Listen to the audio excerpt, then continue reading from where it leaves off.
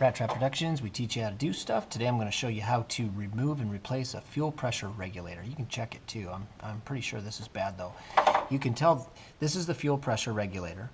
And a lot of times you can tell it's bad by visually inspecting it, which I did. I was having some problems and I noticed that fuel was weeping out of this little weep hole here, which means that there's a problem with the diaphragm. So what we're going to do is remove it. Now there's a spring in here. This is spring loaded. It's the diaphragm, and then there's a spring and then a cup that holds this thing. But what we're going to do is put a little bit, put like a C-clamp on that, just to hold it in place, because it does have a little bit of spring tension on it. So I'm going to take this guy right here, just keep it in place. That's all you got to do right there. There's these 4 Torx bits, boom, boom, boom. We're going to remove those.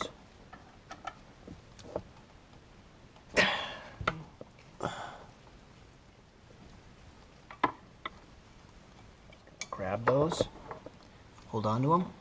As Snape would say, obviously. Now what we're going to do is slowly relieve that pressure. Just relieve enough until the spring's kind of done doing its thing. It's done. Just in case, I always like to grab stuff with my magnet. Let me take this whole thing out. Let's take a look at it on the bench. This cup holds the spring, okay, and this is the diaphragm, and then the spring has a mating cup right there too.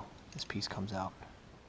Now this is a good time to visually inspect, and obviously you should be able to tell right now. See how cracked and checked that is? Now this is old. It's 130,000 miles old, so it needs to be replaced anyway. But this is one of the problems with that E85 gas, the corn gas, is it tends to dry rubber parts out. You can definitely tell the difference between the two. So this piece goes on first. Make sure you put it right. Then you put the spring on.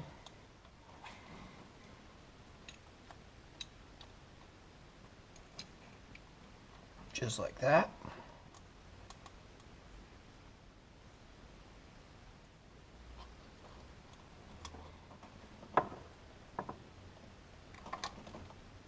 Start torquing this down. Work around like you would a wheel. You're supposed to go into like a star pattern.